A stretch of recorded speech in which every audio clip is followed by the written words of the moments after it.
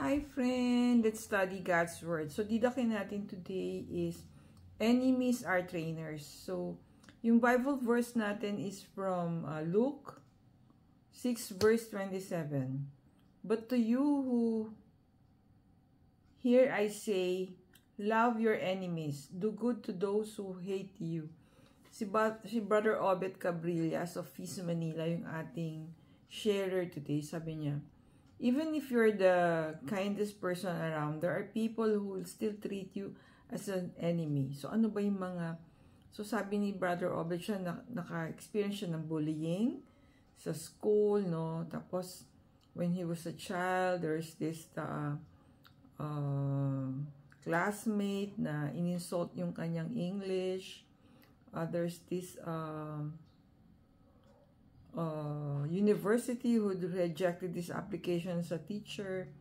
But sabi niya, yet God granted me the grace to forgive and love my enemies. He facilitated my personal upgrade through these adversities. So he's one of our preachers, PICC.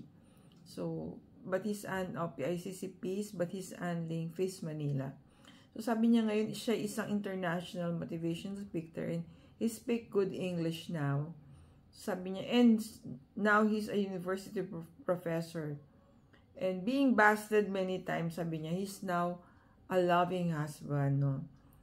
So, there is grace in forgiveness.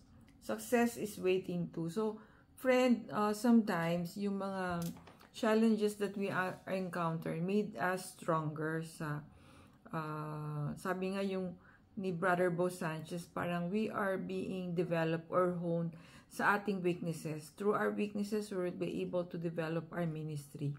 So don't lose hope. The struggles are just God's ways of developing us, diba? So ano yung reflection natin today?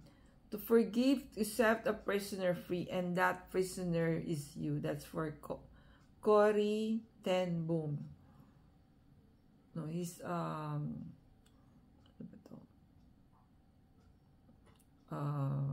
Buddhist monk, not sure. So ang prayer natin, Lord, I surrender the past to your mercy, the present to your love, and the future to your provision. Thank you for watching. See you on our next video.